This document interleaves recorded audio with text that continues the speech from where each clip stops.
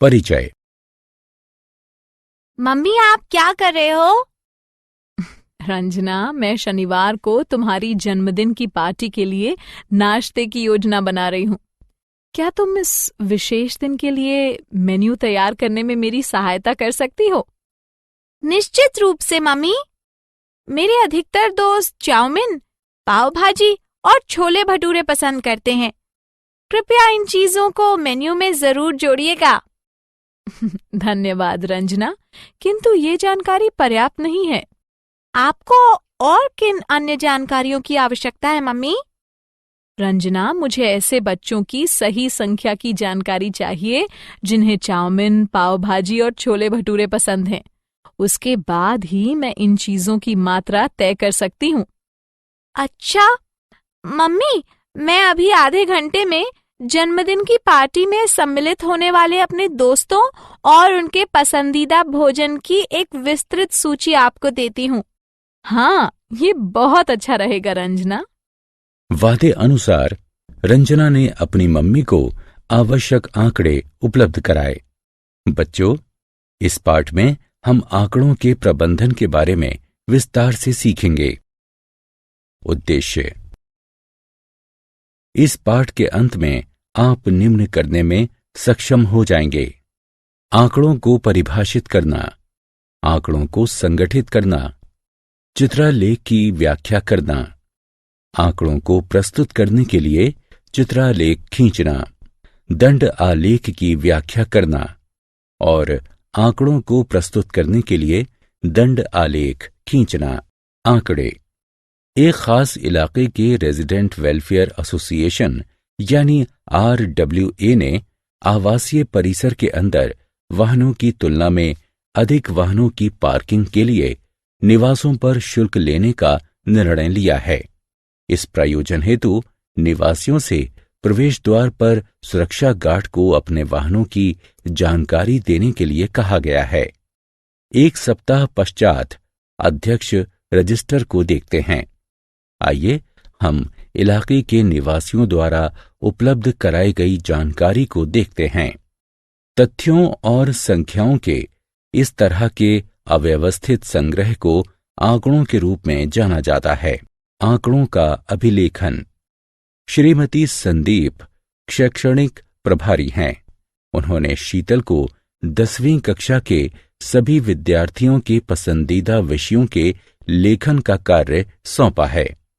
शीतल सभी आवश्यक विवरण एकत्रित करती है, एक पत्र पर उसका सार करती है, एक फाइल में लगाती है एवं फाइल शैक्षणिक प्रभारी को सौंप देती है। चलिए आइए शीतल द्वारा एकत्रित विवरण पर एक नजर डालें। विभिन्न स्रोतों से एकत्रित की गई प्रविष्टि की जानकारी की प्रक्रिया आंकड़ों का अभिलेखन कहलाती है। आंकड़ों का संगठन। RWA के द्वारा रेजिडेंट से एकत्रित किए गए आंकड़े और शीतल के द्वारा शैक्षणिक प्रभारी को उपलब्ध कराए गए आंकड़े असंगठित हैं। क्यों? पूर्व आंकड़े एक नजर में RWA को उन निवासियों की संख्या नहीं बता पाते जिनके पास स्वयं के एक से अधिक वाहन हैं। उसी प्रकार बाद के आंकड़े भी एक नजर में शैक्षणिक प्रभारी को उन विद्यार्थियों की संख्या नहीं बता पाते जिन्होंने विज्ञान विषय का चयन किया है। आंकड़ों का संगठन आंकड़ों की एक सार्थक व्यवस्था को संदर्भित करता है जो एक नजर में वांछित जानकारी प्रदान करता है। आइए अब हम आंकड़ों को संगठित करना सीखते हैं। आंकड़ों को संगठित करने के लिए हम मिलान चिन्हों का प्रयोग करते हैं। आइए सीखते हैं कैसे। 10वीं कक्षा के सभी विद्यार्थियों की विषय वरीयता पर शीतल द्वारा एकत्रित किए गए आंकड़ों पर नजर डालते हैं। 3 कॉलम विषय, मिलान चिन्ह एवं विद्यार्थियों की संख्या बनाते हैं। एक एक करके विषय के नीचे सभी उपलब्ध विषयों को निर्दिष्ट करें। मिलान चिन्हों के नीचे उस विषय के सामने एक मिलान चिन्ह से एक विशेष विषय के लिए प्राथमिकता वाले एक विद्यार्थी को दर्शाएं। पिछले 4 मिलान चिन्हों को एक तिरछी रेखा से काटते हुए हर 5वें विद्यार्थी के द्वारा एक विशेष विषय के चयन करने को दर्शाएं। अब प्रत्येक विषय के सामने मिलान चिन्हों की गिनती कीजिए एवं विद्यार्थियों की संख्या के नीचे इसका अभिलेखन कीजिए। आंकड़ों का संगठन। आइए अब हम RWA के आंकड़ों को संगठित करते हैं, जिसकी चर्चा हमने शुरुआत में की थी। 3 कॉलम वाहन, मिलान चिन्ह एवं परिवारों की संख्या के नाम से बनाइए। एक एक करके वाहनों के नीचे 1, 2 और 3 निर्दिष्ट कीजिए। मिलान चिन्ह के नीचे वाहनों के उपयुक्त विकल्पों के सामने मिलान चिन्हों से वाहनों की विशिष्ट संख्या वाले परिवार को निरूपित कीजिए।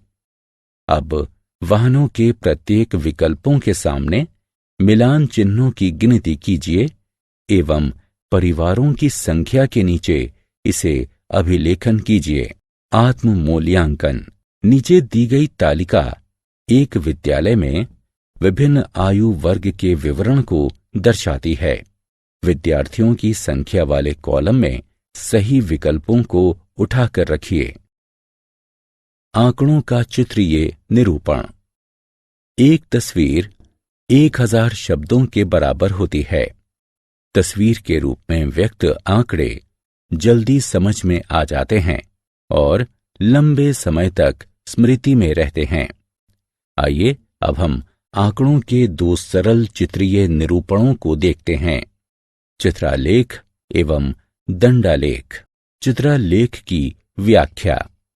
एक चित्रालेख सुचित्रित रूप से चित्रों की सहायता से आंकड़ों का प्रस्तुतिकरण है।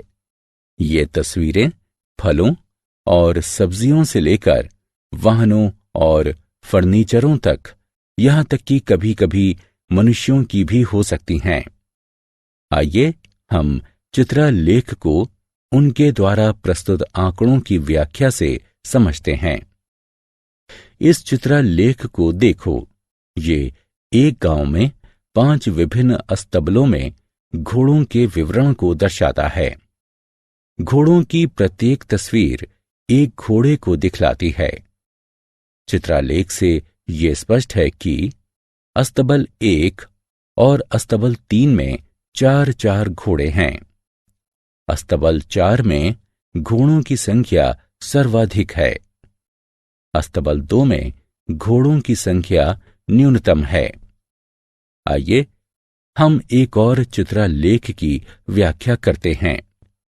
ये चित्रालेख विश्व की 5 क्रिकेट टीमों में हरफनमौला खिलाड़ियों का विवरण प्रस्तुत करता है। प्रत्येक तस्वीर एक हरफनमौला को दिखलाती है। चित्रालेख से ये स्पष्ट है कि ऑस्ट्रेलिया में हरफनमौला खिलाड़ियों की संख्या सर्वाधिक है। वेस्टइंडीज में पाकिस्तान से अधिक हरफनमौला हैं। पाकिस्तान में हरफनमौला खिलाड़ियों की संख्या न्यूनतम है। भारत में हरफनमौला खिलाड़ियों की दूसरी सबसे बड़ी संख्या है। चित्रालेख खींचना। आइए अब हम दिए हुए आंकड़ों की सहायता से एक चित्रालेख खींचते हैं। आइए हम बस यात्रियों को दर्शाने के लिए यात्रा करते एक आदमी की तस्वीर का प्रयोग करते हैं। चूंकि संख्या अधिक है, इसलिए हम 20 यात्रियों को दर्शाने के लिए एक तस्वीर का प्रयोग करते हैं। लाल बस 100 यात्रियों को ले जाती है। यदि एक तस्वीर 20 यात्रियों को दर्शाती है, तब 5 तस्वीरें 100 यात्रियों को दर्शाएंगी। हरी बस में 50 यात्री सवार हैं। 2 तस्वीरों के साथ 40 यात्रियों को दर्शाते हैं। शेष 10 यात्रियों को एक आधी तस्वीर से दर्शाते हैं। नारंगी बस 70 यात्रियों को ले जाती है। 3 तस्वीरों के साथ 60 यात्रियों को दर्शाते हैं। शेष 10 यात्रियों को एक आधी तस्वीर से दर्शाते हैं। दंड आलेख की व्याख्या। एक दंड आलेख सुचित्रित रूप से क्षैतिज अथवा ऊर्ध्वाधर दंडों वाला आंकड़ों का एक प्रस्तुतिकरण है। चित्रालेख की तुलना में दंड आलेख खींचना सरल है। आइए पहले हम दंड आलेखों की व्याख्या करके उन्हें समझते हैं। आइए इस दंड आलेख को देखते हैं। ये एक क्षैतिज दंड आलेख है। दंडों की मोटाई तथा उनके मध्य अंतराल समान है। ये एक वर्ष के दौरान खन्ना परिवार के सदस्यों के द्वारा खरीदे गए कपड़ों के विवरण को दर्शाता है। एक इकाई लंबाई खरीदे गए 10 कपड़ों को दर्शाती है।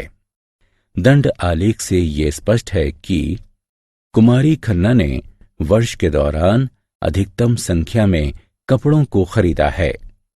वर्ष के दौरान मास्टर खन्ना की कपड़े की खरीदारी सबसे कम है। श्रीमती खन्ना की खरीदारी श्री खन्ना से 5 कपड़े अधिक है। आइए एक और दंड आलेख की व्याख्या करते हैं। ये एक ऊर्ध्वाधर दंड आलेख है। ये एक कारखाने में महिला कर्मचारियों का विवरण प्रस्तुत करता है। दंड आलेख से ये स्पष्ट है कि प्रयुक्त पैमाने में एक इकाई लंबाई बराबर 50 महिला कर्मचारी। जीएच कारखाना अधिकतम संख्या में कर्मचारियों को रोजगार उपलब्ध कराता है। महिलाओं की अधिकतम और न्यूनतम संख्या के मध्य अंतर 250 है। यदि सीटी कारखाने में 50 और महिला कर्मचारियों को रोजगार दिया जाए तो ये जीएच कारखाने की महिला कर्मचारियों की संख्या के बराबर हो जाएगी। दंड आलेखों को खींचना। आइए अब हम दिए गए आंकड़ों की सहायता से एक दंड आलेख खींचते हैं। चूंकि ऊंचाई 60 के आसपास केंद्रित है, अतः हम 10 इंच प्रति इकाई लंबाई मापते हैं। अब आइए हम ऊर्ध्वाधर दंडों को खींचते हैं। दंडों की ऊंचाई इंच में लड़कों की ऊंचाई के अनुसार तय की गई है। आत्म मूल्यांकन। कॉलम ब की वस्तुओं को उठाकर कॉलम अ की संबंधित वस्तुओं पर रखें। सारांश। आइए हमने जो कुछ सीखा है उसे संक्षेप में दोहराएं। तथ्यों और संख्याओं के इस तरह के अव्यवस्थित संग्रह को आंकड़ों के रूप में जाना जाता है। आंकड़ों का संगठन आंकड़ों की एक सार्थक व्यवस्था को संदर्भित करता है जो एक नज़र में वांछित जानकारी प्रदान करता है। एक चित्र आलेख चित्रों की सहायता से सुचित्रित रूप से आंकड़ों का प्रस्तुतिकरण है। एक